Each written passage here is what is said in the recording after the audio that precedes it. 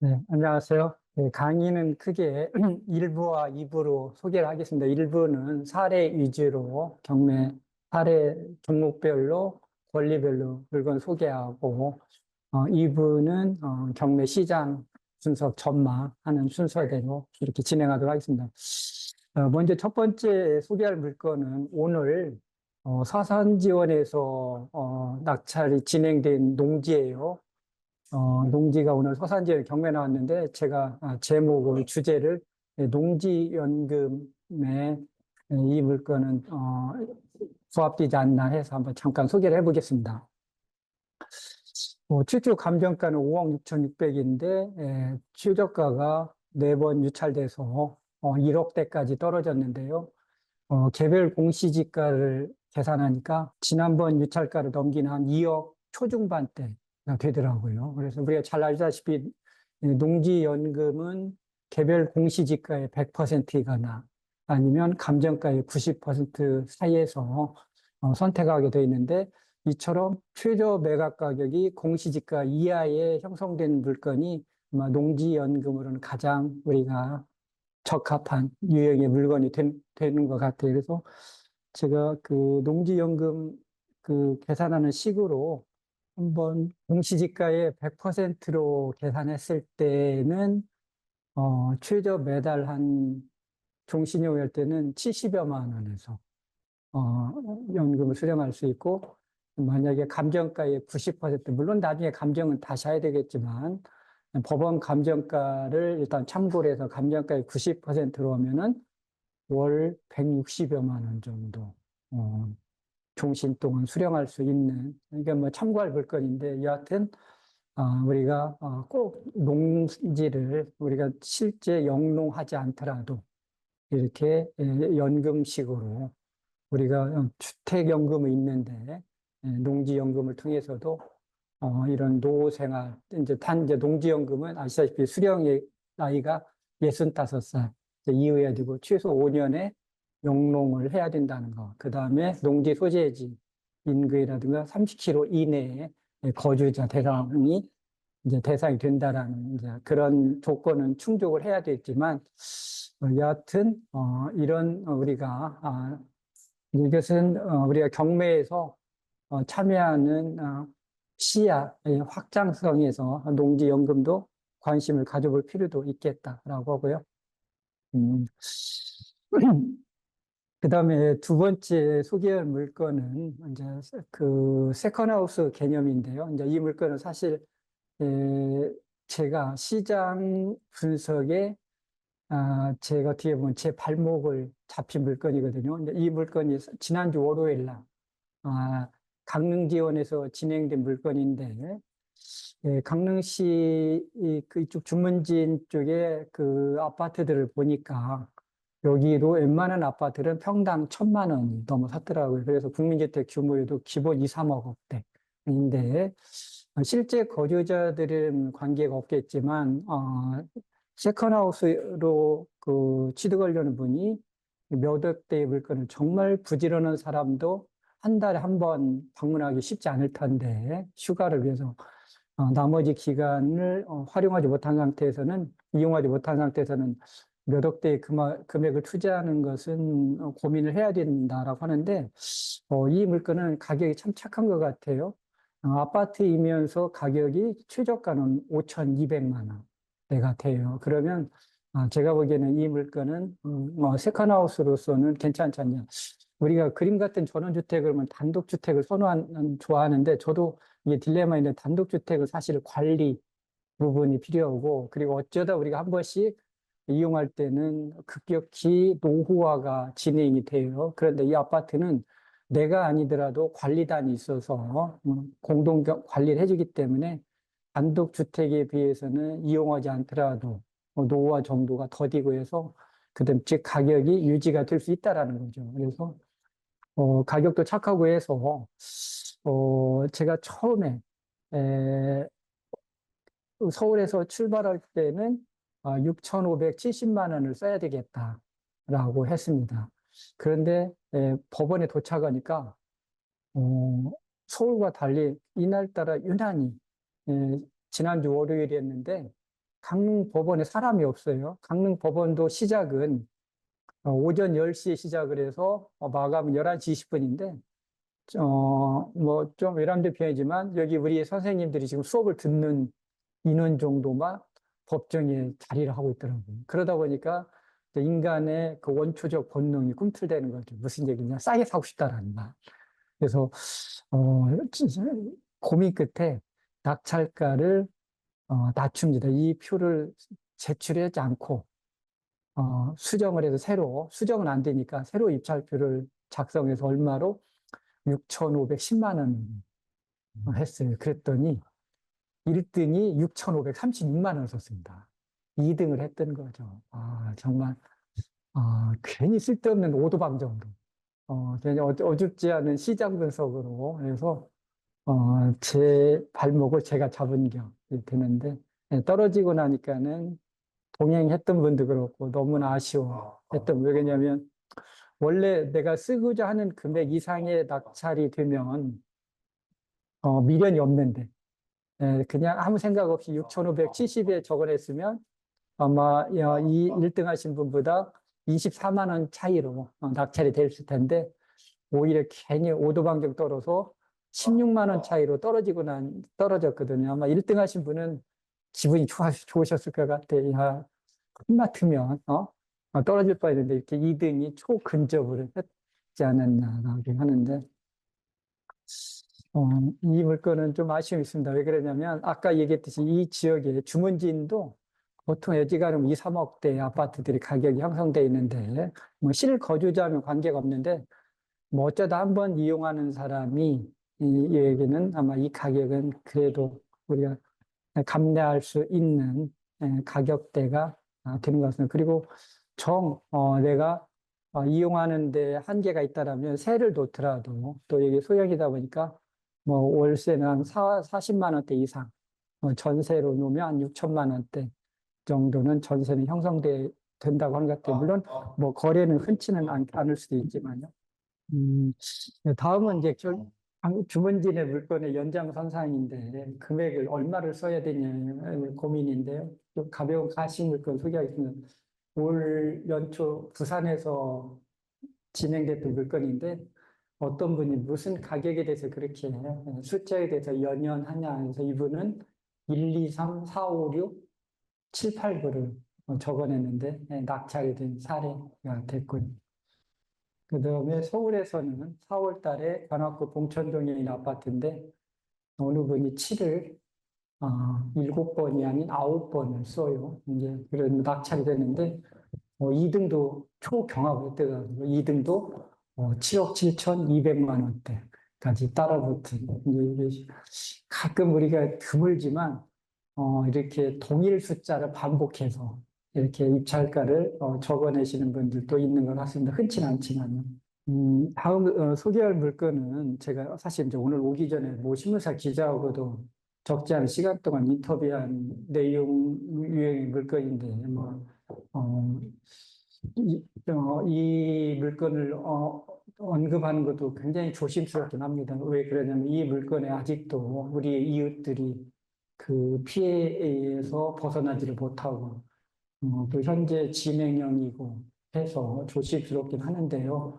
이른바 전세 사기 물건들입니다. 그런데 이 물건들은 여기 선생님들이 잘 아시다시피 가장 큰 맹점은 집값 상승의 신기루가 거치고 나니까 우리의 불편함이 그대로 노출된 물건이죠. 무슨 얘기냐?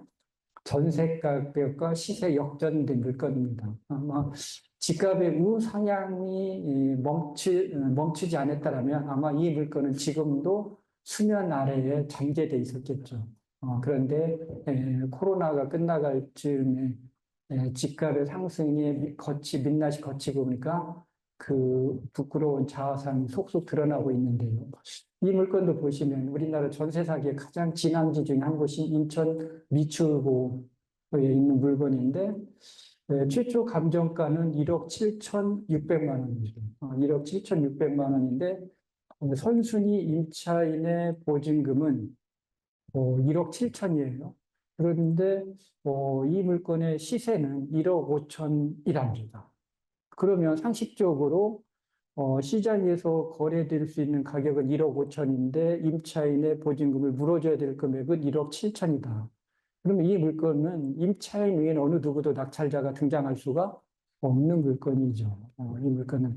네, 그러다 보니까는 결국은, 임대인은 보증금 반환에 대해서 거두로 이제 손을 들어버린 거죠. 그러니까, 임차인은 다행히 주택도시보증금 허그에 그래서 보증보험의 대상이 돼서 허그가 주택도시보증공사가 임대인 대신해서 1억 7천만 원을 변제하고 임차권을 양수받고 그리고 이제 우리가 잘 아시다시피 이제 그 허그가 경매를 넣는 거죠. 그리고 낙찰된 금액에서 그 임대인 대신 변제한 구상금을 이제 회수하는 구조인데 문제는 허그가 임대인 대신 변제한 금액이 1억 7천인데 낙찰가가 1억 7천에 나올 수가 없는 거죠. 왜냐하면 시세가 1억 5천 선이니까. 그러니까 이제 허그는 어떻게 했냐면 8천만 원대까지 떨어진 거죠. 이 물건은 이렇게 계속 쭉쭉 떨어 실제 우리 여기 서울 남부지방 관내에서는 몇 퍼센트까지 떨어진 게 있냐면 1%까지 떨어집니다. 그래도 낙찰자가 등장하죠. 왜냐하면 1%가 중요한 게 아니라 결국 임차인의 보증금 물어주는 금액이 더 중요하기 때문에 이거는 퍼센트는 의미가 없는 숫자, 기호에 불과하죠. 그러다 보니까 우리의 소중한 혈세, 공적 자금이 밑빠진 독에 물붓기를 쏟아붓다 보니까 이제 허그에서 차선책으로 이제 작은 저는 이 신의 한 수라는 표현을 쓰는데 우리 권리 분석에서는 있을 수 없는 대항력을 행사하지 않겠다. 이름하여 이제 대항력 포기를 선언하게 되죠. 이걸 이제 법원에 공문으로 보내고 사법보좌관은 매각물건 명세서에 허그는 선순위 권리자임에도 불구하고 낙찰금에 의해는 낙찰자한테 추가로 보증금을 행사하지 않겠다라는 걸 공시하게 됩니다. 그러면 이 물건은 원래 우리 권리분석상은 1억 7천만 원을 낙찰자가 부담을 해야 되는데 이제 허그가 대항력을 포기하니까 시장에서는 실수요자 또는 이런 물건은 이제 단기 시세 차익을 염두에 둔 투자자들이 이제 조심스럽게 응찰하게 되죠. 그래서 그러니까 이 물건도 지난 7월 25일 딱 뭐 한 달 정도 되는 인천에서 있었던 물건인데 허그가 대항력을 포기하겠다고 하니까 이제 응찰자가 들어서 1등이 1억 1,800대 그리고 2등도 초경합을 한 것 같아요. 그래서 실제 이제 이 물건은 뭐 시장에서 거래될 수 있는 금액대는 아마 1억 5천이라고 1억 제가 1억 5천이라고 그랬나요? 1억 5천 센 것 같기도 하는데 그래서 저는 개인적으로 사실 이런 전세 사기 물건이 이 경매 추천 물건이나 예, 어느 누구의 아픔이 누군가의 이익으로 돌아가는 것은 반대합니다. 하지 않는데요. 그런데 예외적으로 이처럼 대항력 포기한 물건에 한해서는 오히려 이게 낙찰가를 조금이라도 올려주는 게 우리 소중한 국민 혈세의 낭비를 그런 그러니까 뭔가 적게 투입되는 그런 부대적인 효과도 있기 때문에 아마 이런 물건인데 관심을 가져도 되지 않나. 이런 물건들은 워낙 물건이 지금도 넘쳐나기 때문에 시장 조사, 물건 분석은 아주 꼼꼼히 해야 되고 사실 좀 이제 뭐 거래가 바로바로 이루어지지 않을 수도 있고 또 지역에도 이루어질 수 있기 때문에 이제 이런 것은 관심 응찰하고자 하는 분들이 비교적 가격이 부담 없는 금액 선에서 참여할 수도 있고 그리고 이 제도는 한시적인 제도이다. 어느 정도 허그에서 채권 회수에 안정화가 된다면 아마 포기는 하지 않을 거예요. 해서도 안 될 물건이고요. 그렇기 때문에 이건 어떻게 보면 지금 현재 우리 사회 아픔의 그런 부끄러운 일면일 수도 있는데 한정적인 물건이다라고 하는데 그리고 또 이런 물건들에 또 이렇게 관심이 참여하는 분들도 이제는 생기고 있는 것 같습니다. 다음 소개할 물건은 주제가요. 뭐 요즘은 워낙 그 융합이라는 말이 예전에는 특수한 용어였는데 요즘은 이제 보통 명사처럼 사용하고 있는데 경매와 공매를 아우르는 물건이 된 것 같아요. 사실 저는 오랜 동안 첫 출발도 그렇고 지금도 그렇고 경매 기반에서 일을 해왔습니다. 저한테는 공매는 좀 낯이 설고 좀 친밀도가 떨어지는데 또 반면에 공매만 또 전업적으로 하시는 분들은 반대인 것 같아요. 근데 저는 신고양이, 검은 고양이 탓할 이유가 없다라는 거죠. 쥐를 잘 잡는 고양이가 최고다. 즉, 경공매를 따지지 말고 아마 우리가 실수요가 됐든 투자 목적이 됐든 자기의 효용을 극대화하는 게 경매면 경매, 공매면 공매인데 가격 측면에서만 보면 공매가 경매보다는 훨씬 더 저가에 매입을 할 수 있는 것 같아요. 가격 측면은. 단, 어, 공매는 경매와 달리 물건 수라든가, 그 다음에 정보가 비대칭적이라는 단점이 있고, 그리고 가장 큰 부담은 명도 관련해서 경매에 있는 인도 명령 대상이 이 공매에는 없기 때문에 낙찰 후에 토지일 때는 관계가 없지만 명도를 안 해도 되니까 관계없지만 주거용이라든가 이런 사람이 거주하고 있는 상업용 부동산도 마찬가지고요. 이런 물건에 이제 명도시에는 좀 부담이 안고 있는 건 맞는 거죠. 사실 그렇기 때문에 코스트가 낮기도 하고요. 지금 제가 소개할 물건은 어느 분이 경매와 공매를 통해서 어, 투자 수익을 극대화한 사례를 하나 소개하겠습니다. 먼저 경매로 포천시 가산면에 지목이 도로가 경매 나옵니다. 도로는 우리 서울 강남의 한복판의 도로라도 사용 수익에 제한을 받게 되죠. 그래서 낙찰가가 유찰을 계속하게 되는데 하물며 여기는 서울도 아니고 포천의 산에 있는 사실상 임야인 거죠. 임야의 지목이 진입로, 도로가 경매에 나오는데 땅 모양도 우리가 나중에 지목 변경을 해서 뭔가 손을 대기에도 될 수 없는 땅 모양도 아주 안 좋습니다. 즉, 이 얘기 무슨 얘기냐? 이 물건은 특수한 관심사를 갖지 않으면 이 물건은 낙찰이 쉽지 않다라고요. 그런데 웬걸 600만 원의 첫 기일에 낙찰이 이루어집니다. 그러면 우리는 이분은 둘 중에 하나인 거죠. 정말 경매가 무엇인지 모르고 들어오신 분이거나 아니면 이 물건에 뭔가 우리가 알지 못하는 뭔가 정보와 소스가 있는 분이 뭔가 큰 그림 속에서 이 물건에 응찰했다라고 보고 저는 이 물건을 보는 순간 이 물건을 낙찰받는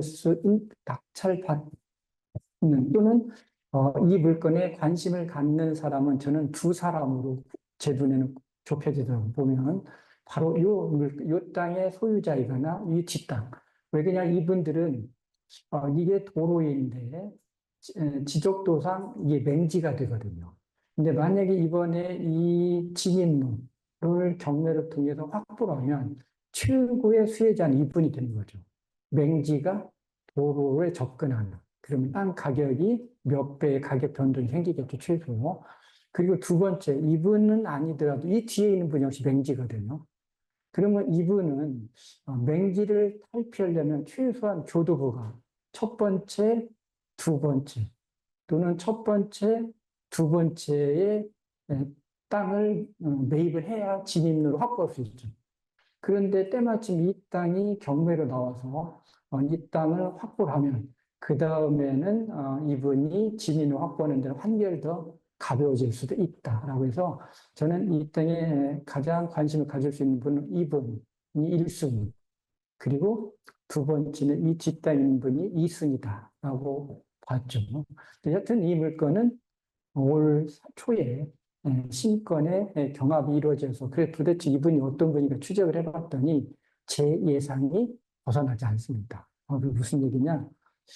이 땅을 경매로 700만 원의 도로를 낙찰받은 분이 바로 그 두 번째 이 뒤 큰 땅이 있죠. 이 큰 땅의 소유자가 낙찰받습니다. 이분이. 저는 이 앞전에 이분이 먼저 받을 줄 알았는데 아마 이분은 제가 보기엔 유찰 후에 들어가려고 하다가 놓친 것 같아요. 아마 나 위에는 이 세상 이 물건 받을 사람 없지 않냐라고 해서 떨어지면 했는데 이 뒤에 있는 분이 먼저 선정한 게 그럼 이 뒤에 있는 분은 이 땅을 어떻게 소유하고 있나 봤더니 작년 연초에 이 뒤에 있는 땅이 아주 큽니다. 12,000여 평을 공매로 낙찰받습니다. 공매로 얼마에? 약 4억짜리 물건을 4억대 물건이 맹지라는 이유로 지적도상 맹지라는 이유로 1억이 채 안 되는 금액이 낙찰받습니다. 1억이. 그럼 이번에 700만 원을 들여서 1차 교도부를 확보하죠. 그리고 나중에 시간을 두고 아마 2차 교도부를 확보하면 최소 1억대의 땅은 적어도 감정가 수준으로 회복할 수도 있다는 거죠. 이분은 700만 원의 마중물을 들여서 1억대의 땅이 최소 2억에서 4억대의 땅으로 둔갑시키는. 그래서 아마 이게 가능한 이유는 바로 이분이 경매와 공매를 모두 다 아우렀기 때문에 가능했다라고 보여지고 그래서 저는 정말 적지 않은 제가 물건들을 접하고 또 실제 관여도 해봤지만 제 아마 경매 역사에서 손에 꼽을 수 있는 물건 중에 하나가 되는 것 같습니다. 아마 이분은 정말 잘한 선택을 하셨다라고 보여지고요. 다음은 그 상가 물건 하나 소개를 하겠는데요.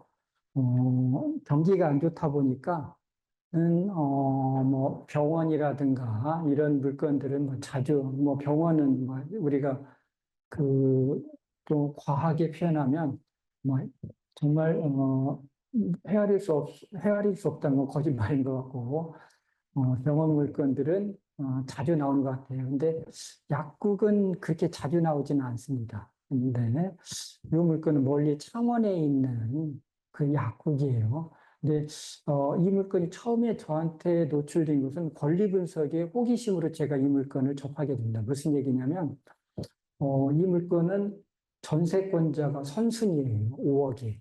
선순위에서 이 전세권은 낙찰자가 전세권이 소멸되기 위해서는 인수하지 않으려면 이 전세권자가 경매를 신청하거나 아니면 이 전세권자가 배당록을 했을 때만 소멸이 돼서 낙찰자가 인수하지 않는 경우에요. 그런데 이 전세권자 박모 씨는 경매 신청도 안 했고 또 배당록으로는 더더욱 하지 않았습니다. 그러면 이 얘기는 무슨 얘기냐? 낙찰 금액이 얼마가 됐든 이 물건은 5억을 인수해야 돼요. 그런데 이 물건은 보시면은 새로 지은 건물인데 신도시 택지지구에 지은 건물인데 보면은 각종 병 의원들이 들어서 있는데 거기에 1층에 약국입니다. 뭐 이건 제가 뭐 직접 창원까지 가지 않았기 때문에 단정할 수는 없지만 여기서 신고된 물건 이분이 아마 그 약사인 것 같은데 월 1,200만 원을 신고를 했어요. 월 1,200만 원을. 아마 그래서 월 1,200만 원이면은 그 매달 그 또 여기는 또 임차인 우량 임차인이고 그러면은 안정적인 임대 수익이 기대되는데 5개 피라면 보증금 5억을 인수를 해야 된다는 거예요. 그래서 저는 이 물건이 15억의 첫 경매가 나와서 당연히 유찰로 봤습니다. 유찰이 돼. 그냥 5억을 인수해야 되니까. 그래서 저는 지난 3월 달에 이 물건이 처음 제가 접했을 때 이 5억을 전세 보증금 5억을 물어줘야 되기 때문에 당연히 유찰될 걸로 보고 한번 떨어지면 시간 되면 한번 창원 가볼까 했는데 정말 제가 순진한 생각을 했더라고요. 그날 첫 기일날 낙찰이 이루어져요. 그런데 제 생각과 비슷해요. 남들은 안 들어왔다. 아마 대부분의 사람들은 저하고 비슷한 생각 했을 텐데 한 번 떨어지면은 그 이후에 한번 입찰 여부에 대해서 고민을 해보겠다 했는데 웬걸 어느 분이 혼자 들어와요. 그러면 저는 당연히 이분이 최저가선에 쓸 줄 알았는데 왜냐하면 최저가서도 5억을 물어줘야 되잖아요. 그러면 20억대가 돼야 되거든요. 근데 이분이 혼자 들어갔는데 깜짝 놀랐어요. 최저가를 쓴 게 아니라 최저가에서 5억을 더 쓴 겁니다. 20억을 쓴 거예요. 그러면 이분은 정확히는 뭐 5천만 원 더 썼지만 이번에 총 투자 금액은 25억 5천이 되는 거죠. 그래서 저는 이 낙찰자가 뭔가 너무 지나치게 약국의 입지, 약국의 처방전 발행에 대해서 고평가를 해서 좀 낙찰가 산정에 무리수를 두지 않았나 이렇게 저는 순진하게 생각했습니다. 이 얘기는 무슨 얘기냐? 이분이 대금 납부시 가장 최악의 경우에는 대금을 미납할지도 모르겠다라고 생각했는데 정말 제가 두 번째 순진한 생각을 했더라고요. 이분은 대금 납부에 대해서 건의를 한 1도 하지 않았습니다. 오히려 이분은 우리나라 경매 역사를 새로 씁니다. 어떤 역사를 새로 쓰냐? 아마 지금 저하고 수업을 같이 듣는 선생님들은 아마 경매 참여를 해보셨으면은 우리 경매에서 잔금 낸 프로세스를 알잖아요. 경매는 일반 부동산의 한 유형이지만 대금 납부 방법은 좀 다릅니다. 우리 전형적인 부동산 거래는 계약금, 중도금, 잔금으로 이루어져 있죠. 그런데 우리 경매는 중도금이 없습니다. 계약금과 잔금으로 이루어져 있죠. 그리고 일반 부동산은 매도인과 매수인이 각 계약금, 중도금, 잔금을 서로 협의해서 정할 수가 있게 되는데 경매는 낙찰자가 협의할 수가 없습니다. 법원의 정한 프로세스에 의해서 우리는 대금 내야 되는데 법정 최단 기간이 통상적으로 우리가 한 17일 정도 걸립니다. 17일 낙찰 후에. 왜 그러냐면 일주일은 매각 허가 기간, 그리고 또 다른 일주일은 매각 확정 기간. 그래서 법적으로 2주, 14일은 불변 기간입니다. 그리고 최종적으로 매각이 확정이 되면 사법보좌관은 확정된 날부터 3일 안에 대금 납부 기한을 정해서 취득과 매수인에게 통지하게 되어 있거든요. 그러면 이 기간이 법정 불변 기간 14일 플러스 3일을 더하면 통상적으로 가장 이른 시간에 대금을 납부한다면 17일 정도 걸립니다. 빨리 조기에. 왜 그러냐면 우리는 대급 기한 제도를 활용하면 통상적으로 법원은 낙찰일로부터 45일 전후에 납부 기한을 정해줍니다. 그래서 대부분의 사람들은 이론이 없으면 낙찰받고 45일 전후에 대금을 내는데 조기에 요즘처럼 집값이 꿈틀거리면 혹시 채무자가 도중에 경매를 취할 수도 있잖아요. 그렇기 때문에 이걸 방지해서 나는 조기에 빨리 잔금을 내고자 한다면 낙찰일로부터 한 17일 전후에 잔금을 내면 이게 가장 빠른데 이분은 며칠 만에 냈냐? 낙찰 후 불과 15일 만에 냅니다. 이건 사실상 이것은 제가 보기에는 거의 현 실무에서는 일어나기 어려운 거거든요. 지금 무슨 얘기냐면 창원지원 사법보좌관이 불변기가 14일 지나자마자 하루 만에 대금 납부 기한을 정해줘요. 그러면 그 대금 납부가 우편으로 등기로 오야 되거든요. 그러면 그날 발송할 거 아닙니까? 그러면 이분이 부산 사람이 낙찰받았거든요. 창원에서 부산까지 등기 우편의 소요 기간이 최소 하루 이틀이 걸렸죠. 하루에서 이틀 걸리고 그분이 그 등기 우편물을 수령하고 다시 창원에서 납부한다면 17일 이상이 걸려야 되거든요. 근데 이분은 법원에서 15일 만에 잔금을 내자마자 바로 우편물 수령하기 전에 법원에 가서 바로 법원이 직접 구두로 저희 직접 수령이 가능하니까 직접 법원에 가서 15일 차에 잔금을 내버립니다. 아마 이유는 이분이 혹시 이 부동산의 채무자가 취하할까 봐 그랬던 건데 저는 취하는 아닐 것 같아요. 왜냐하면 이 물건의 채권자는 청구 금액이 96억 대거든요. 이분은 지금 96억을 받기 위해서 경매를 신청했는데 지금 낙찰가 20억이 된 것도 땡큐이거든요.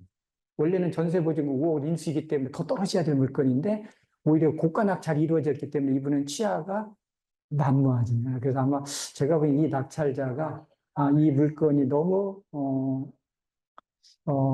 입지보다도 아마 그 약국의 독점적인 그런 그 처방전을 활용할 수 있다라는 거에 아마 좀 그 경매 과정을 잠시 잊어버렸던 것 같습니다. 여하튼, 저도 이 물건을 보면서, 그 세상은 꼭 내가 생각한 방향대로만 흘러가지 않을 수도 있다라는 거고, 그리고 또 사람이 하는 일은 꼭, 우리가 법에서 정한 기간 내만 이루어지지 않을 수도 있다라는 것을 간접 경험한 사례가 되겠습니다. 다음은 유치권 관련된 물건을 하나 소개하겠습니다. 우리 경매 좀 하신 분들은 이 물건 잘, 우리 경매계 유명한 물건 중에 하나죠. 반포동의 설의 아르드비. 유명한 유치권의 단골 물건입니다. 올해도 이 물건의 경매를 통해서만 제가 이 호수가 소유권 변동이 몇 차례 이루어진 물건입니다. 즉, 아픔이 있는 거라는 최초의 낙찰자는 아마 유치권에 대해서는 적지 않은 고통을 감수했을 겁니다. 올해 낙찰된 물건만 보겠습니다. 19억 6천이 경매 나와서 두 번 떨어져서 12억대가 되니까 지난 2월 달에 3명이 경합을 해서 14억대 낙찰됩니다. 이 물건은 호가는 20억대 가나 봐요.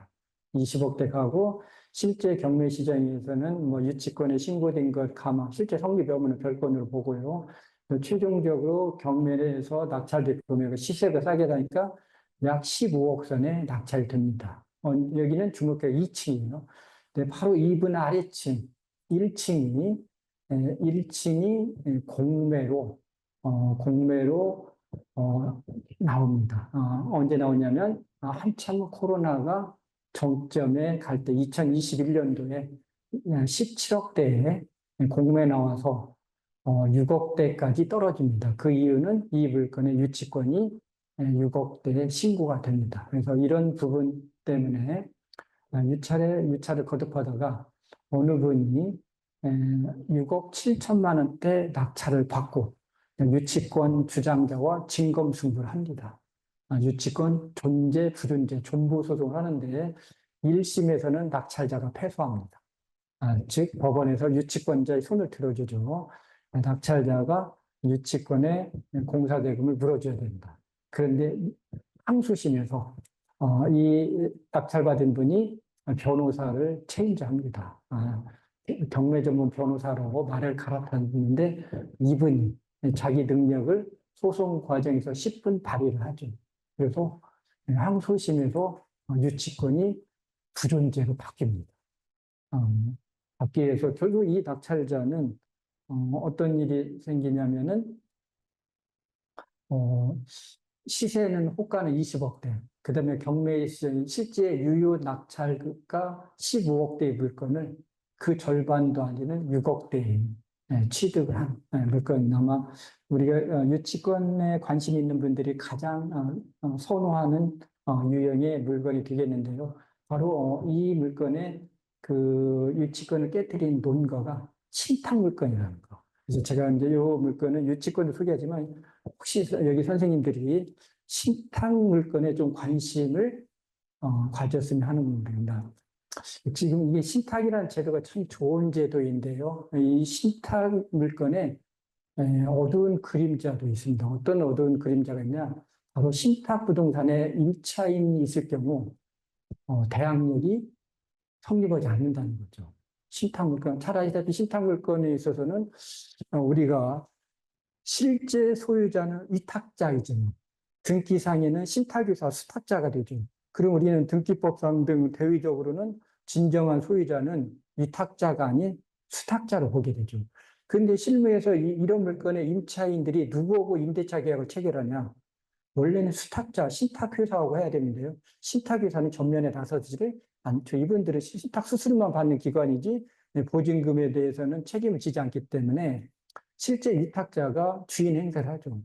그래서 잠시 내가 사정이 있어서 신탁회사에서 이 물건을 잠시 맡겨놓았을 뿐이지 그 사정이 조건이 성취되면 언제든지 신탁계획 해지하고 내 앞으로 소유권 이전할 거다라는 게 실제 그 말은 맞고요. 대부분 그렇게 좀 그랬다 보니까 위탁자가 등기상에는 아니지만 실제 소유자는 맞지만 등기상에는 소유자가 아닌 위탁자하고 임차인이 임대차 계약을 체결한 상태에서 이 물건이 경매 나올 때는 그분은 실제 전입일이 우리 권리분석상 말소 기준대로 빠를지라도 낙찰자한테 대항력을 주장할 수 얻게 됩니다. 이건 수탁자의 동의를 못 받았으면 못 받아서 당연히 안 되고, 그리고 수탁자의 동의를 받으면은 이때 임차인은 수탁자한테 동의를 한 사람한테 받는 건 별건이라도 낙찰자한테는 대항력을 주장할 수 없게 되는데, 이건 대법원의 판례도 정리되죠. 근데 이게가 제가 이 물건을 소개하는 게 뭐냐면 유치권에도 확장할 수 있냐는 거죠. 신탁 물건에 있어서 유치권 존부에도 아마 제 기억이 맞다라면 이 사례가 최초의 사례일 수 있는 것 같습니다. 그 신탁 부동산의 유치권이 성립하지 않는다는 대법원의 최초의 선언이었다라고 저는 보고요. 실제 이 물건의 그 하급심이 나온 건 작년 12월 달이고요. 이 물건이 유치권자가 너무 억울하니까 대법원에 상고를 하는데, 대법원의 상고심에서는 심리할 이유가 없었지 심리 불속 기각으로 제가 보기에는 4월 달인가 5월 달 불과 두세 달 전에 최종적으로 종결이 된 물건인데요. 이 물건은 그 제가 신탁 원부의 요지를 잠깐 소개하면 신탁 원부 특약사항에 이런 내용이 담겨 있답니다. 위탁자는 진짜 소유자죠. 위탁자는 토지 사용 승낙 신청 및 신탁 부동산 임대 창의 등 신탁 부동산의 가치를 저감시킬 수 행위하실 때는 우선 수입자인 경기 상호저축은행의 동의를 받아야 된다고 신탁 원부에 그렇게 기재를 해놨는데요. 어, 유치권자가 유치권을 성립하기 위해서는 유치권은 이제 점유도 해야 되잖아요. 그래서 점유를 이전받아서 유치권을 취득하는 것은 우리가 처분행위로서 이것은 이 부동산의 가치를 저감시킬 수 있잖아요. 유치권이 성립을 하면. 그렇기 때문에 반드시 이 신탁원부의 특약에 따라서 경기 상호저축은행의 사전에 동의를 받아야 되는데 그런 동의를 받은 바가 없습니다. 그리고 이 물건은 항소심에서 유치권이 성립하지 않는다라고 판결이 듭니다. 다음은 지분 물건에 대해서 잠시 소개를 하겠습니다. 좀 소개하고 이 물건하고 한 50분 정도에 잠깐 쉬었다가 하겠습니다. 지분 물건인데 이 물건은 우리 경매에서 초단기에 그 투자 금액을 회수한 사례가 됩니다. 안성에 있는 지분 농지가 3분의 1이 경매 나옵니다. 아마 이 물건은 다른 3분의 2 지분권자들이 이 공유자 우선 매수권을 행사해야 되는데 아마 우리가 지분 물건에 있어서는 공유자 우선 매수라는 정말 좋은 제도가 있음에도 불구하고 공유자들이 이 우선 매수가 행사 시점을 너무 저울질, 정확히 표현하면 욕심이죠. 싸게 더 떨어지면 하려다가 한 발 늦게 빼앗기는 경우들이 실무에서는 종종 있습니다. 이 물건도 그런 경우에 해당되는 것 같습니다. 두 번 떨어집니다. 8천만 원대가 두 번 떨어져서 4,200만 원대까지 떨어지자 최고가 매수인이 5,600만 원을 적어냅니다. 사실 이럴 때 다른 3분의 2 지분을 소유하고 있는 공유자가 두 분이 있겠죠. 3분의 1, 3분의 1씩. 다른 공유자가 우선 매수권을 행사했으면 그냥 낙찰자는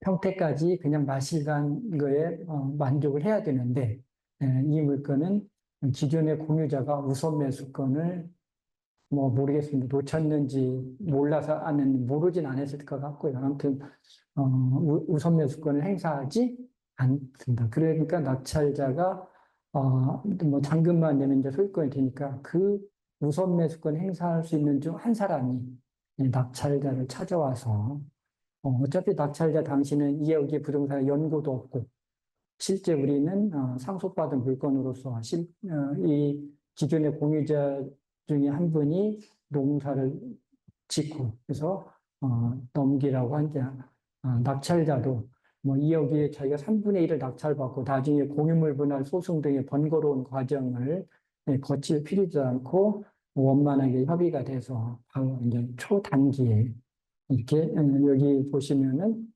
1월 달에 낙찰받고 바로 4월 달에 기존의 공유자에게 처분하고 엑시트한 사례입니다. 우리 경매물건에서는 실제 등기만 뭐 이렇게 늦게 했을 뿐이 실제 거래는 불과 낙찰 후 한 달 이내에 이제 모든 그런 거래들이 종료가 된, 대의적으로 공시만 이렇게 늦게 했을 뿐이고, 아마 지분물건 하신 분들이 가장 마음에 새기는, 저도 2년 통상적으로 우리가 지분물건은 되게 이렇게 프로세스입니다. 이제 그걸 근데 이처럼 기존의 공유자와 초단기의 협상을 통해서 액시되는 게 제일 좋습니다. 물론 이럴 때는 이제 수익은 자기 입찰 보증금의 배 내에서 되게 계약이 이루어지겠죠. 입찰 보증금. 여기서 이 물건은 입찰 보증금이 420만 원이기 때문에 아마 이분은 1000만 원 내외에서 아마 협상이 이루어졌을 겁니다.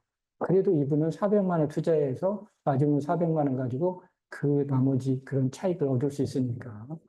초단계. 만약에 이런 과정이 여의치 않으면 우리는 일반적으로 지분물건은 엑시드하는데 2년을 봅니다.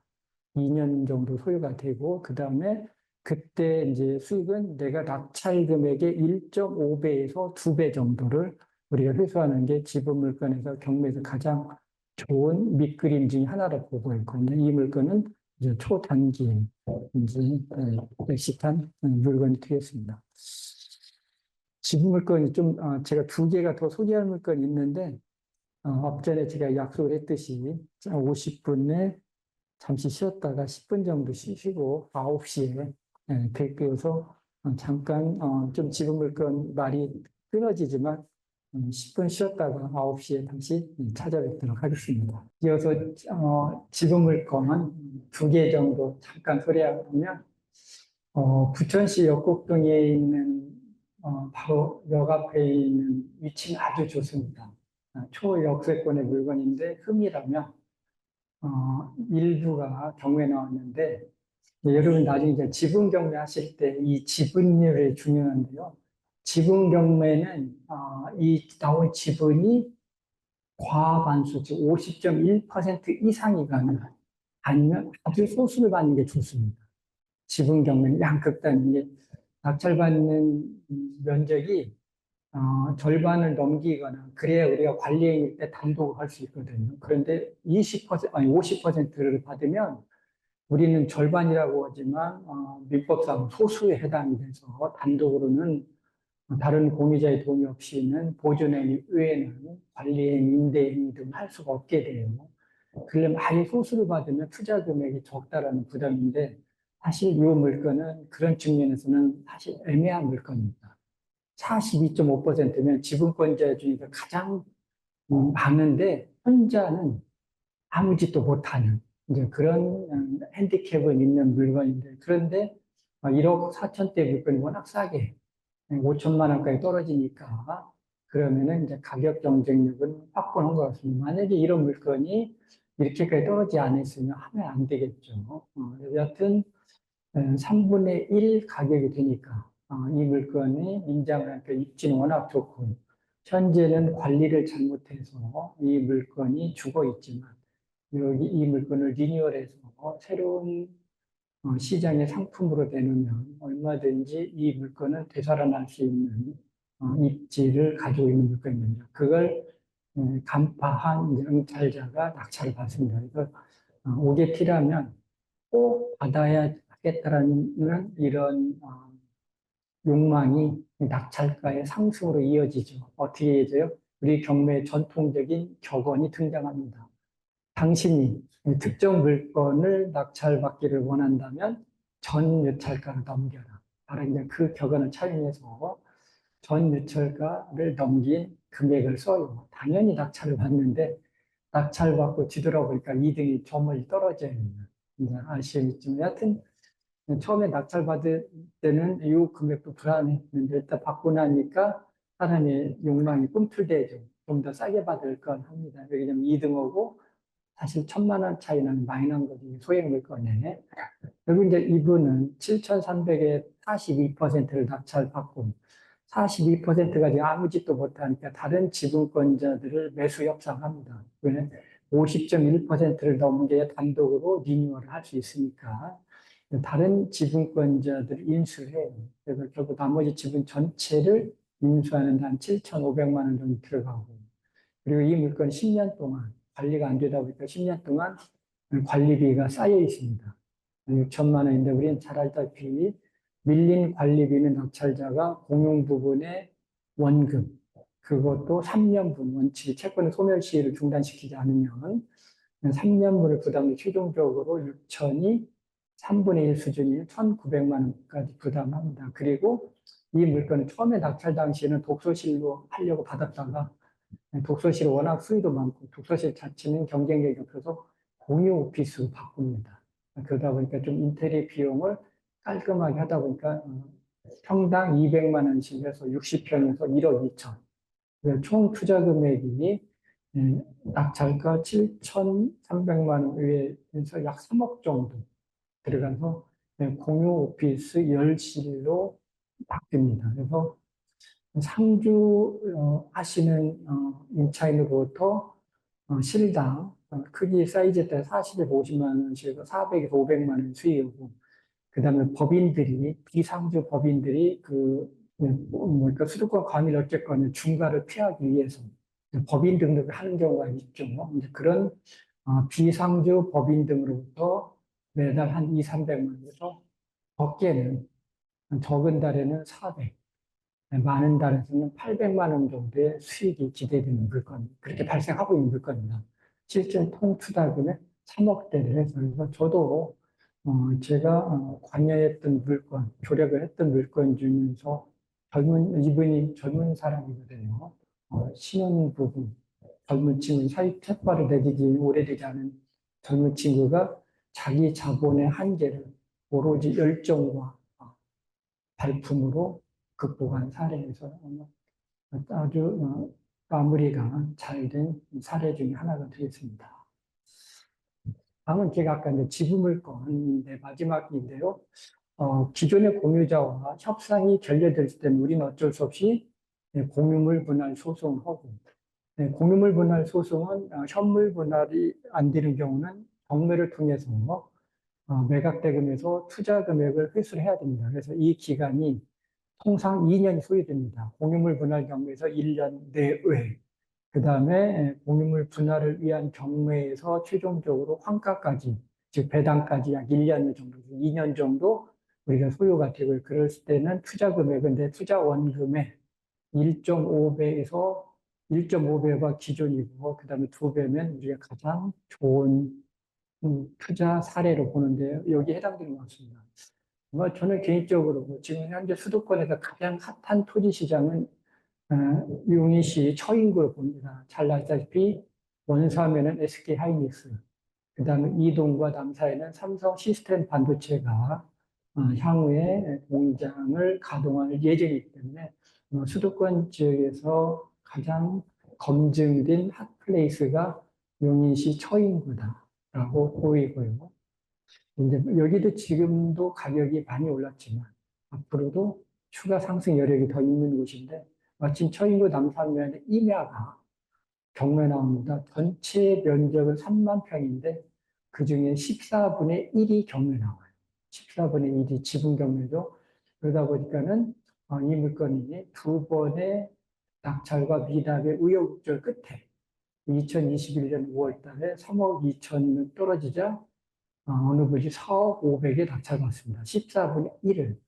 역시 이때도 나머지 한 종중에서 14분의 10이 절대 다수의 집을 소유하고 있고, 또 다른 분이 14분의 1, 두 공유자 중에 한 분이 우선 매수권을 행사해야 되는데, 어떤 일이냐면 2021년도는 아시다시피 여기 용인에 본격적으로 반도체의 바람이 들어오기 전입니다.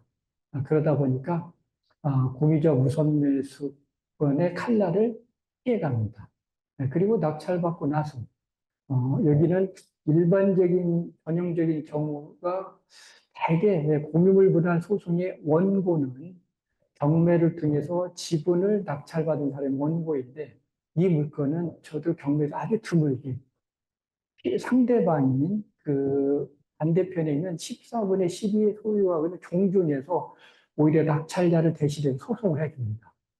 이분들이 역으로 공유물 분할을 위한 소송을 하고, 전체 땅 3만 평, 종중에 분묘 수십 개가 산재해 있는 물건을 분할할 수가 없기 때문에 법원에서는 전체를 경매에 붙여서 그 매각 대금을 3등분하라. 14분의 12, 14분의 1, 일씩 해서 낙찰자는 14분의 1을 4억 5백에 낙찰받죠.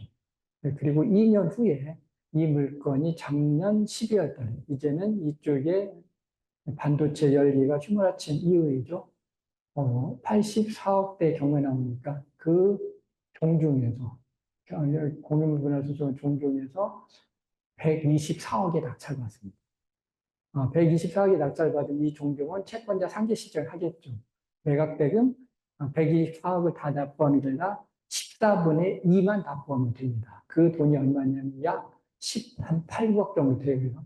실납부 금액이 나머지는 이분들이 채권자로서의 배당이 상계가 됩니다. 그러면 낙찰된 실제 종중에서 124억이 낙찰받고 법원에 납부한 금액의 절반을 이 14분의 1을 2년 전에 낙찰받은 사람이 배당받는데 그 금액이 얼마냐면 8억 8천여만 원을 배당받습니다. 이분은 4억을 좀 넘긴 4억 5백에 낙찰받아서 2년이 되지 않는 시간에 2배가 넘는 금액을 회수해서 우리 경매, 지분 경매에서 가장 무난한 사례가 되겠습니다. 이게 아마 대부분의 지분 경매 하시는 분들의 작은 로망인 것 같습니다. 내가 투자 금액을 최장 한 2년 정도의 기간을 소유하고 그리고 원금 대비 2배 내외 엑시트하는 게 최고의 플랜인데 아마 이 물건이 거기에 가장 근접한 유형의 물건이 되겠습니다. 잠시 쉬어가는 물건인데 제가 지난주 월요일 강릉 지원에 갔다 오기 때문에 바로 강릉 지원에 자매법원이 영월 지원이 있는데 영월 지원에서 아마 여러분들 아마 여기 한 번쯤은 가본 적이니까 그 영월에 동네 자체도 지명을 바꿨죠. 한반도변이다. 우리 남한강이 굽이굽이 도는데 마치 지형이가 한반도에 반도 모형하고 있다고 해서 바로 이 지역의 지금 전망대에서 찍은 사진인 것 같은데 저도 여기서 예전에 사진 딱 보면 그 포토존은 정해져 있으니까요. 이 한반도면 지금 동네가 정확히 행정구에 뭐냐면 웅정리거든요. 근데 놀랍게도 그 웅정리 바로 여기인데 이 지역에 경매가 나왔더라고요. 지난 월요일 날 영월 지원에서 임야가 약 3,000평 정도, 2,900여 평이 경매 나왔는데 3명이 경합을 해서 1등 하신 분이 60을 많이 냈더라고요.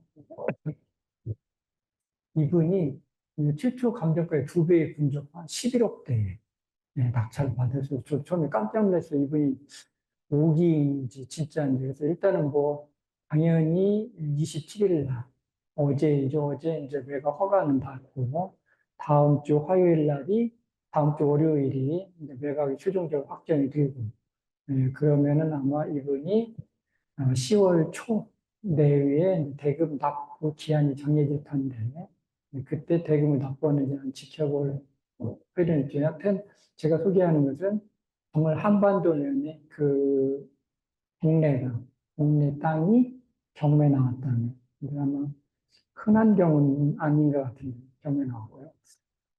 그 다음에 이제 이 물건은 다음 주에 그 남양주 지원에서 예정된 물건인데요.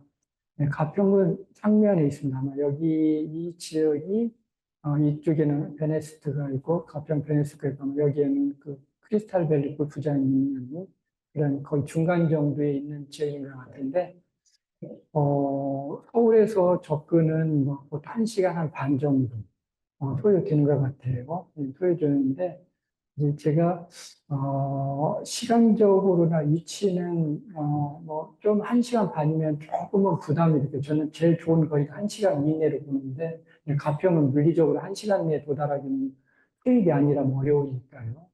하여튼 시간은 평균 잡아서 뭐 1시간 반 내에 언제든 도달할 수 있는 강남 기준으로 했을 때 그런데 아마 전원주택을 하는 분들을 보면은 저 푸른 이제 이런 녹지공원 잔디에 자기만의 특색이 이 세상에 유일한 어느 지구가 동질성이 없는 나만의 혼자만 존재한다. 이런 이 세상에 한 채만 존재하는 독특한 설계의 그런 집을 모든 사람이 꿈을 꿀 수 있는데 이 집을 보면 땅콩주택이에요.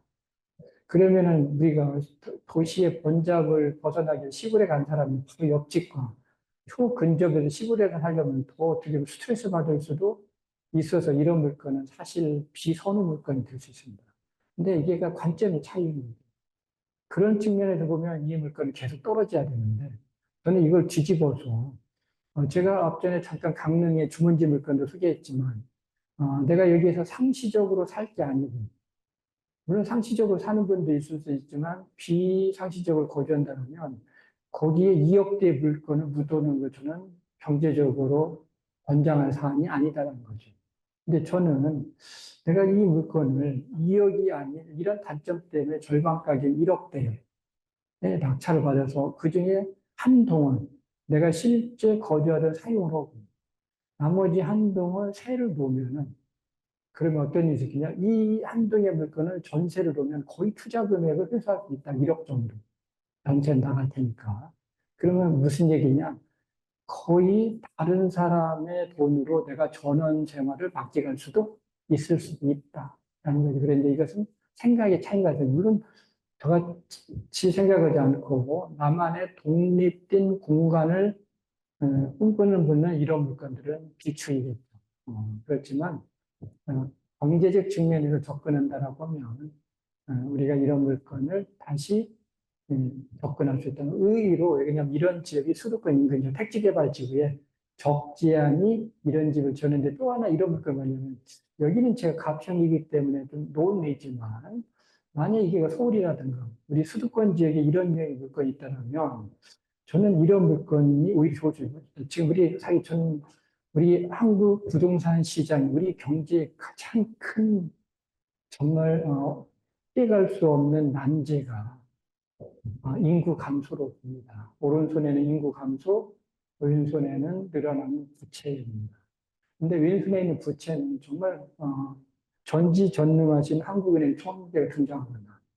그 다음에 해안에 있는 정책 결정자가 등장하면 부채 문제는 해결 가능하다라고 봐요. 그런데 저는 인구는 이건 어렵다라고 봅니다. 제가 불가능이란 말 쓰려다가 지금 말 삼켰는데 불가능이란 그런 비관적인 말보다 정말 선지자가 등장했더라도 인구 문제는 해결되려면 최소 유효기간이 시차가 타임레그가 30년에서 50년 후에 효과가 나옵니다.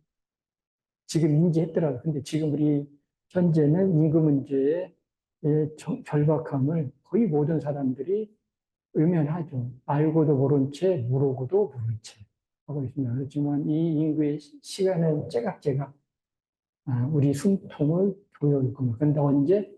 서서히 우리가 인지하지 못하게 조여오는 거죠.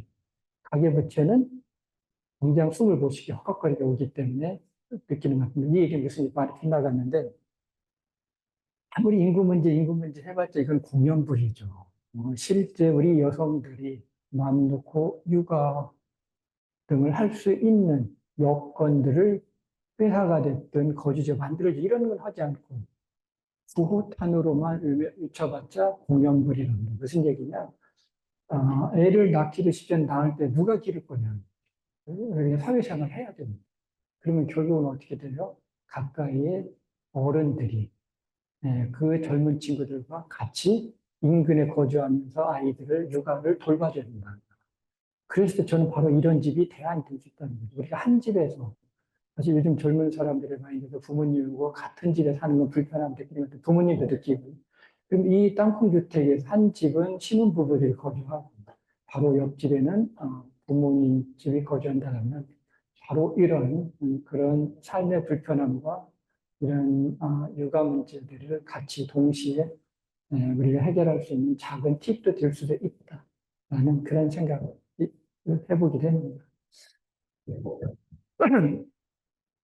요즘 아마 여기 응찰하신 분들은 법원에 가면 곤혹스러움 느낄 겁니다. 그 다음에 연일 언론에 도배되는 기사들 보면은요, 서울 지역 일부 지역은 이미 전고점을 넘어섰고 평균적으로도 코로나 때의 90%의 가격을 회복했다라는 원인은 우리를 불편하게 하는 불안감을 하는 부동산 뉴스가 도배를 하고 있습니다. 그런데 여기는 우리는 기억해야 될 게 지역과 종목별로 철저한 양극화가 이루어졌다는 것을 행간의 의미에서 우리는 먼저 해야합니다.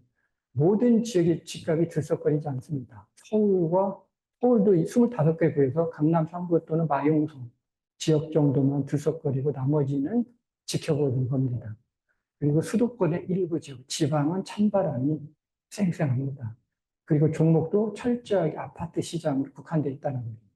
다른 몇 타의 주거영화지 연립다세대 아직도 전세 사기가 우리 사회를 지배하고 있기 때문에 사람들이 쉽사리 마음의 문을 열지 못하고 비주거용은 우리가 상권의 전통적 상가의 재해석에 의해서 아직도 힘을 쓰지 못하고 있는 것 같습니다. 이처럼 철저하게 지역별, 종목별 양극화가 되는데 연일 우리 부동산 뉴스는 아파트가 도배하고 있죠.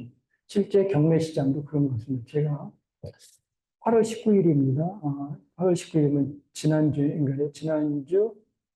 성남지원에서 있었던 하남시 가미동에 있는 아파트인데 10억에 한 번 떨어지니까 51명이 들어요. 51명은 올 하반기 최고 경쟁률입니다. 51명이 되어서 가뿐히 전유찰가 15억 6,200을 넘기는 11억 4천에 낙찰됩니다. 그럼 우리 경매에도 누누이 하는 얘기죠. 그러면 지난달 7월 달에 경매에도 뭐 했냐는 거죠. 7월 달에 제가 혼자 들어가서 최저가선에서 6억 7천대에 낙찰받더라도 한 달 후에 대해서는 한 달 만에 얼마를 싸게 살 수 있어요? 7천만 원 이상 싸게 살 수 있었는데 왜 신권에서는 지켜보고 한 번 떨어지니까 전유찰가를 넘기냐는 정말 영원한 숙제 아닌 숙제에 빠지죠. 그러다 보니까 이제 이게 어떤 우리한테 학습 이론을 주더랍니까? 이처럼 한 번 기다리고 30%의 착시 효과에서 오히려 더 부메랑으로 전유차가를 넘기는 차라리 아예 이 차는 내가 신권에 낙찰받는 거 어떠냐. 서울의 송파구가 지금 저는 25개 구에서 가장 경매 시장을 선도하는 법원은 송파구로 보고 있는데요.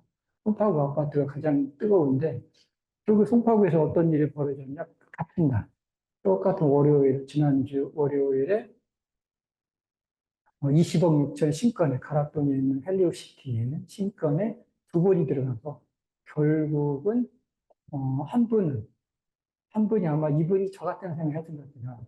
어차피 이 물건에 내가 오늘 들어가지 않으면 20% 떨어져서 다음에 16억대 수십 명이 들어가서 분명히 21억 이상을 더 쓸 거다. 그러니 내가 오늘 혼자 들어가서 좀 아쉬움이 있지만 그래도 한 달 후에 1억 이상 점프하느니 내가 오늘 이번에 최저가에 6천 원 더 쓰고 낙찰받겠다고 이분이 들어요. 근데 정말 이분은 순진하죠. 이분 혼자 들어온 게 아니라 한 명이 더 들어옵니다. 근데 한 분이 더 들어오면 얼마를 더 써요? 1억 3천을 더 쓴 거죠. 아마 1억 3천 더 쓰신 분은 이제 1억 3천이 아니라 7천만 원인가요? 7천만 원 더 쓰신 분은 이등 가격을 확인하면 씁쓸해 할 것 같은 낙찰만 놓고 보면 기분이 좋을지 모르는데 아마 뒤돌아보면 바로 이런 이유로 지금 1위 유찰되면 전 유찰가를 넘기다 보니까 서울의 일부 지역에서는 차라리 그러는 신권에 들어가서 낙찰받다라는 게 시장에 또 요동을 치는 것 같습니다. 그래서 성북동길을 걷고 있는데 어느 부동산 사무소 벽에 이런 말이 적혀있던 부동산 시세는 있어도 가격은 없다라는 말이 요즘 우리 시장 이야기를 하고 있는 것 같습니다. 감정가는 있어도 낙찰가는 알 수 없다라는 말을 대변할 수 있고요. 오늘 기준으로 우리 경매는 매달 4천여 건이 낙찰이 이루어집니다. 아마 제가 공시 통계는 이번 주 지나면 나오겠지만 잠정 집계를 2024년 1월부터 8월 오늘까지 약 3만 4천여 건 정도 낙찰이 됐습니다.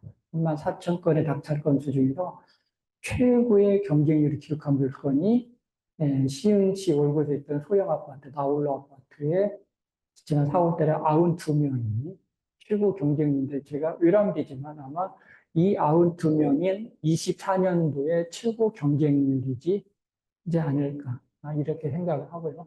참고로 지난해는 용인시 수지구 동천동에 있는 오피스텔에 125명이 2023년도에는 최고 경쟁률을 기록했는데 올해는 아마 이 92명이 최고 경쟁률이지 않을까 생각합니다. 근데 제가 앞전에 연상이 제가 생각하는 경매 제1덕목은 시세보다 싸게 사기인데 요즘 다시 우리 경매 시장에 이 시세보다 싸게 사겠다는 여튼 일단 낙찰 바꿔보자. 시세에 준해서 또는 시세 이상의 가격을 적어내더라도 낙찰 받자라는 그런 다시 부류들이 다시 재유행을 하려는 조짐이 있는 것 같은데요. 조금 저는 염려합니다. 지금 보시면 제가 연간 자료로 보면 지난해 우리 경매 시장에 신규 재고 물건 약 16만 건이 경매 시장 등장. 지난해 올해는 몇 건이 아직 통계 진행이 전 저는 올해는 20만 건 대회로 보고 있습니다. 그럼 참고로 20만 건 우리가 마지막 목표 언제가 언제냐? 금융위기 끝자락인 2013년, 14년도라는 거죠. 그러면 우리는 뭐라고 하냐? 쓰기는 2024라고 쓰고 있기는 우리는 금융위기라고 합니다. 그러면 저는 요즘 일부 정보지에서 수십 명씩 몰려다니면서 최초 감정가를 뒤도 돌아보지 않고 넘기는 거에 대해서는 조금은 고민을 해야 된다는 거죠. 무슨 얘기냐? 지금 눈앞에 보이는 게 세상의 전부가 아닐 수도 있다라는 이야기를 합니다. 올해는 정말 여러 가지 경매의 그 획을, 역사를 새로 쓰는 해가 되면서 역대급이라는 표현을 쓰는데요. 우리나라 경매 역사상 평당 기준으로 최고가 물건이 등장합니다. 평당 10억짜리. 바로 여기 우리 충무로에서 우리 매경에서 멀지 않은 충무로의 땅이 감정가 기준으로 평당 10억이 넘습니다. 32평이 안 되는 318억의 경매는 안 되는 이 물건이 우리나라 경매 역사상 전무후무한 단일 평 기준 최고였고요. 그리고 또 하나 이 물건이 우리 경매 역사상 저는 세 가지 의미를 가지고 있다. 첫 번째 의미는 가십적으로 평당 최고가.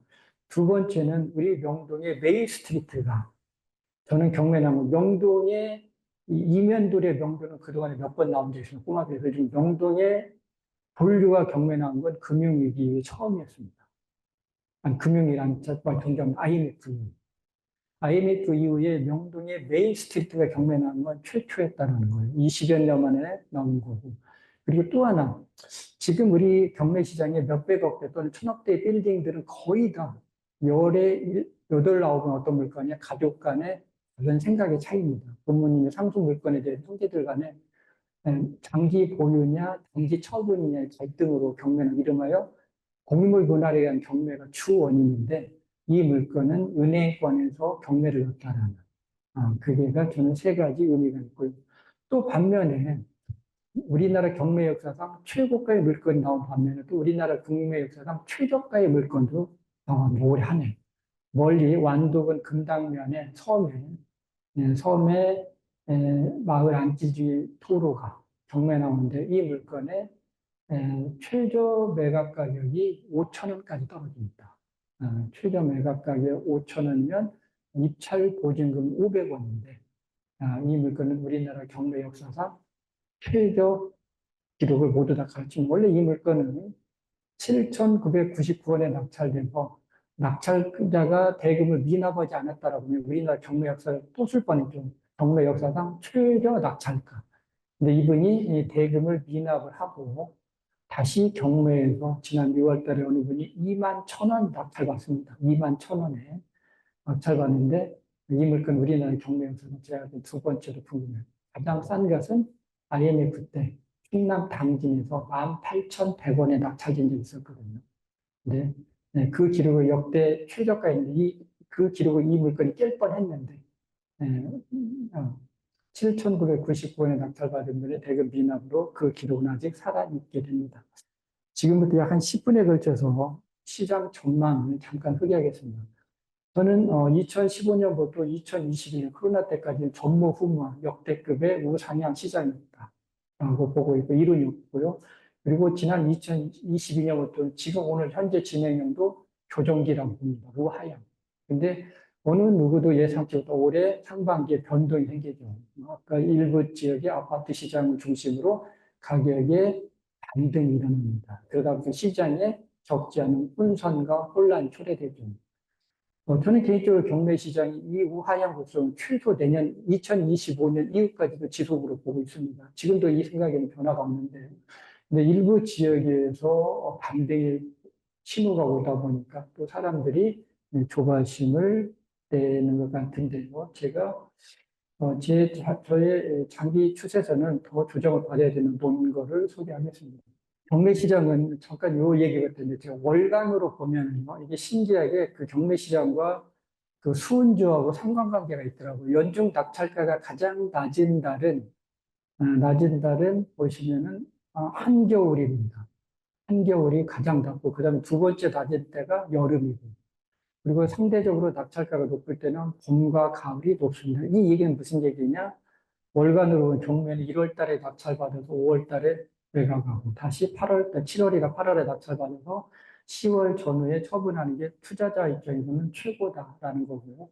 그리고 6개월로, 분기별로 또 경매 시장 접근하면 또 여기 하나의 준칙이 보이더라고요. 6개월 단위로 나누어서 보면 월간 단위로 할 때는 수은주의 영향을 받게 되는데 6개월 단위로면은 상고하렵니다. 항시 상반기에 낙찰가가 일이 높고 그 다음에 하반기는 조정을 받습니다. 상대적으로. 그리고 그 이듬해 상반기에 다시 반작용으로 우상향했다가 다시 하반기에 숨을 가다듬는 게 반복적인 패턴이다. 그러면 올해도 지금 서울이 됐든 전국이 됐든 아직 상반기는 중결형이고 하반기는 진행이 되겠지만 상반기 때는 작년 하반기에 낙찰가가 높아졌죠.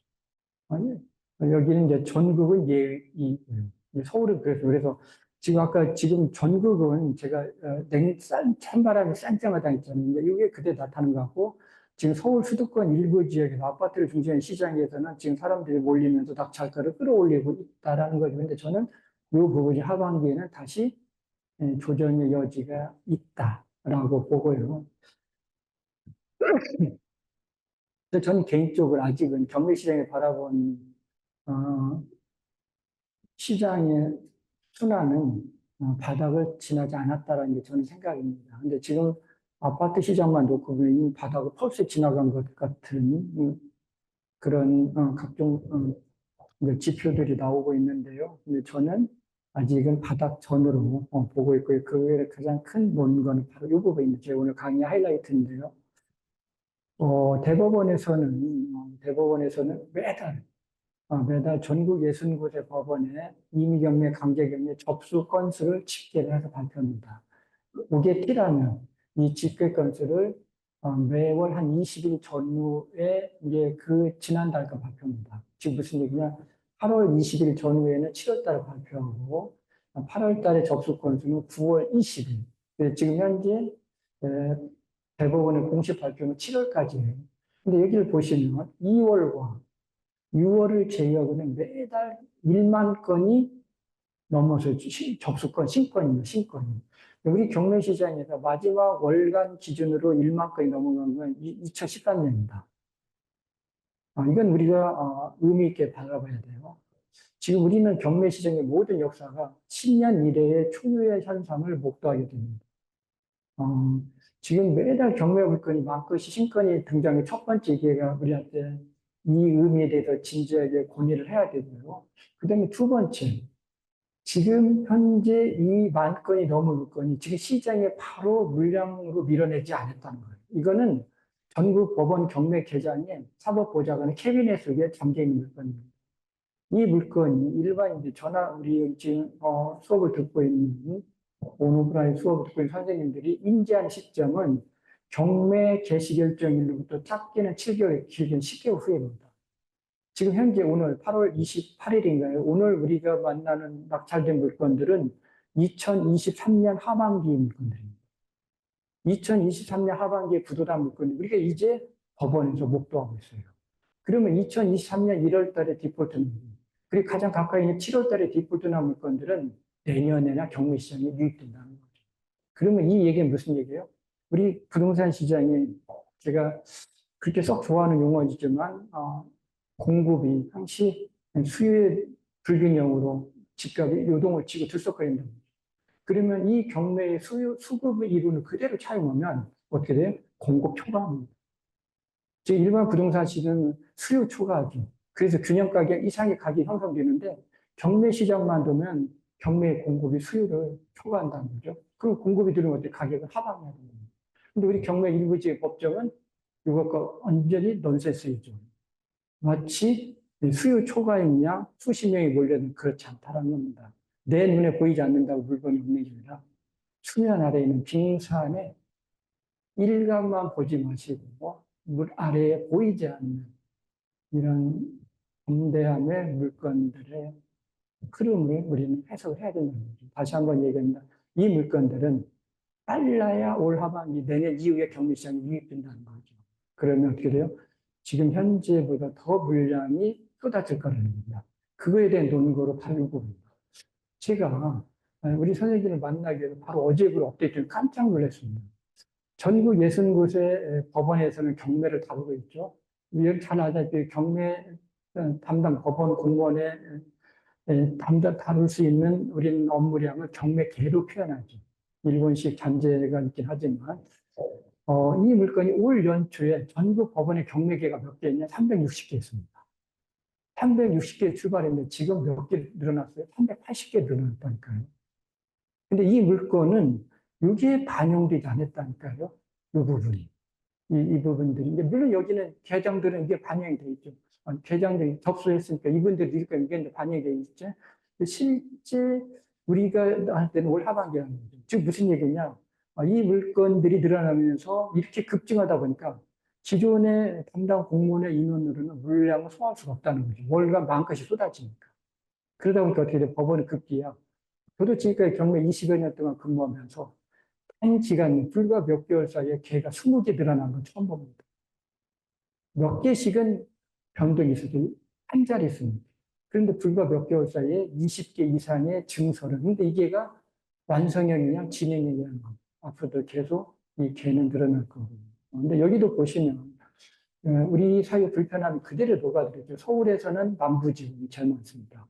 그 다음에 인천지원, 수원지원. 바로 우리 전세 사기의 3대 진앙지. 경매 물건들이 바로 급증하고 있는 게 경매 기회니까. 그 다음에 우리가 주목해야 될 부분이 제주도.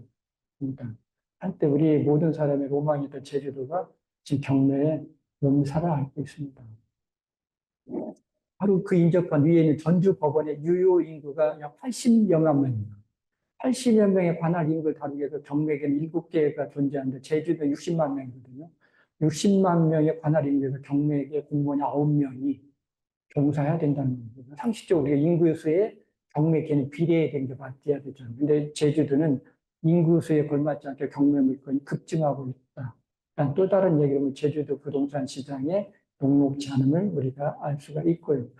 지금까지 한 내용 저는 종합하면 저는 장기 추세선은 우하향 언제까지 최소 내년 이후까지 가지 않겠느냐라고 하는데 그런데 이미 올해 전국 경영을 했다라는 게 아마 다수의 전문가들이 신문 기사만 보면 이런 부분들이 쏟아지는 것 같습니다. 그러다 보니까 우리가 조바심을 내는 것 같은데 제가 다시 한번 얘기하지만 경매 시장의 월간 1만 건은 우리 금융위기 이래 10여 년 만에 처음 경험하는 현상. 그 길을 아직도 우리는 다 걸어가 보지 않았던 미완의 영역들이 있다. 그때 실제 월간 1만 건의 경매 물건 우리가 내년도에 경험하게 될 것이다. 라고 해서 공급을 이기는 시장은 없을 테니까 경매 시장만 놓고 보면 더 조정이 예상이 되고요. 그래서 지금 현재 우리 경매 물건을 통해서 우리 시장을 진단한다면 우리 경기 불황에 이미 중기는 지나섰고요.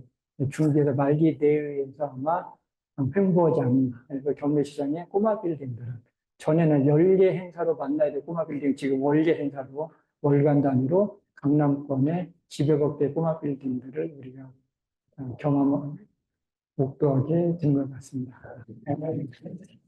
후제 가겠습니다. 여기 오랜 시간 동안 낮에는 일하시고 밤에는 불편한 분입니다. 그리고 끝까지 방송해 주셔서 고맙습니다.